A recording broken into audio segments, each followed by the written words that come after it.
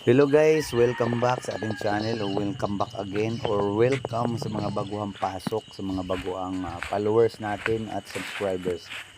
Ayan guys, diretso na po tayo guys. Ayan, so itong video na ito guys, pinadala ng ating katiits dahil nga may tiwala sa ating na isa ring treasure hunter na magpapatulong na i-decode o basahin ito. Actually guys, ang decoding guys ay sa personal po yan nangyayari.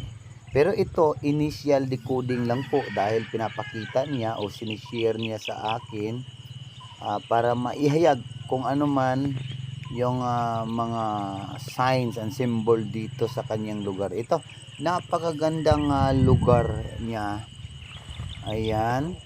So mukhang palayan yata to. Tapos ito, may mga nasabing anya ay foot marker o may mga nakahilerang bato na kakaiba, parang bitak-bitak siya. Tapos guys, dito mapapansin natin guys na merong mga butas-butas itong mga bato. So una, yung dalawang bato na may butas at saka ito guys. Ayan, split natin at i-focus natin itong bato na butas. Ayan. Legit po ang pagkabutas nito guys. Ayan, bilog na bilog. So bilog na bilog siya. Tapos kung ganyang butas ay circle na isang bilog lang siya, ang ibig sabihin direct under lang po siya guys. Kaso lang ito nasa palayan yata o sa matubig na area. So ito, sabagay, pag ganitong sitwasyon ay mababaw lang naman itong maximum of 12 feet kasi nga sa tubigan ito nasa palayan So ayan po guys, kapansin-pansin na meron nakahilirang mga bato dito. Tapos yung mga bato nga, yung isa, dalawa or tatlong bato ay may butas na kahinahinala guys. Pero ang suggest ko dito guys sa may-ari nito, kailangan din niyang i-detect gamit ang metal detector o di kaya scanner, yung 3D scanner para po malaman kung meron talaga. Dahil nga ito ay hindi tayo sigurado na legit ba o ginawang hapon or hindi, baka natural lang po. Ganun yun guys. Ayan. Ito namang isa, ayan, dalawa itong picture. Ayan, itong isa naman, itong sa katiits din natin.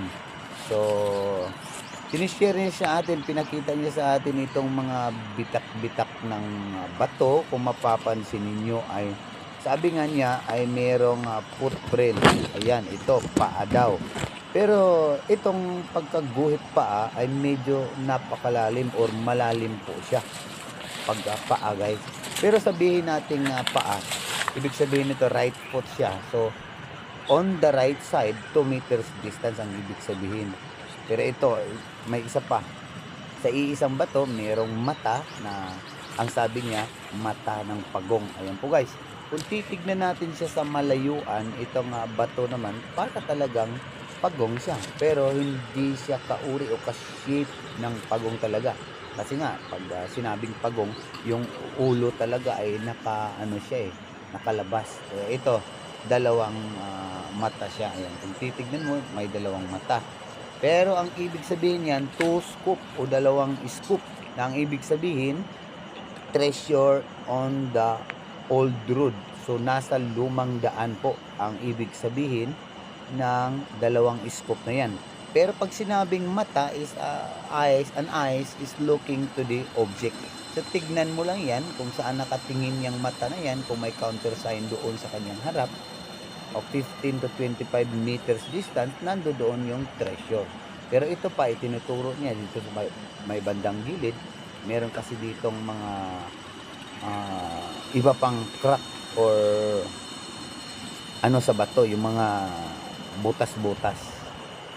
So, maaaring cavity yan o maaaring decay yan o yung nabubulok na bato nagiging butas.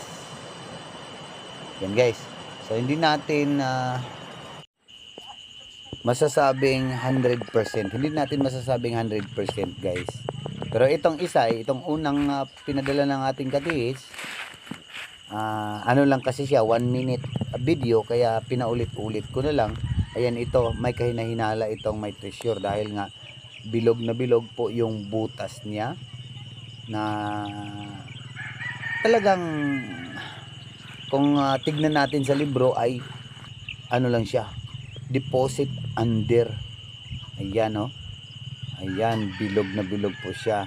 Pero suggest ko guys, kailangan din na ma-scan para sigurado po, hindi po hukay ng hukay. Ganun lang guys ang payo ko dito sa may-ari.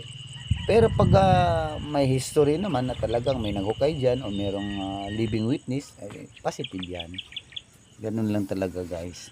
So kayo din guys, kung meron kayong ipapakita o gusto nyo lang i-share sa Facebook o sa YouTube, o gusto nyong magpatulong, ayan, mag-send lang po kayo dito sa ating channel. Thanks for watching guys.